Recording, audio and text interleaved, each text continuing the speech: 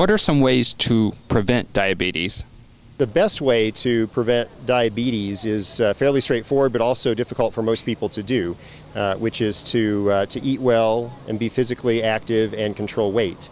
How do low-fat, fiber-rich diets built from such things as vegetables, whole grains, and fruits help individuals avoid diabetes?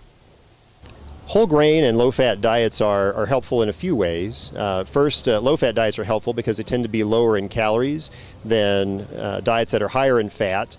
And weight gain is a well-documented risk for diabetes, and weight gain can also confound treatment of diabetes once the diagnosis is made. High-fiber diets tend to be somewhat lower in carbohydrate than others, and the lower carbohydrate content of a high-fiber diet can be helpful in controlling blood sugar once somebody already has glucose or carbohydrate intolerance. Lower carbohydrate diets require less insulin to keep blood sugar under control, and high fiber diets tend to slow the transit of food through the gastrointestinal tract, and that allows somebody with diabetes to better match their body's own insulin production to absorption of carbohydrate from the diet. Are certain types of fruits and vegetables better for controlling blood sugar levels? Well, virtually all fruits are fairly high in carbohydrate. That being said, fruit's still good for you.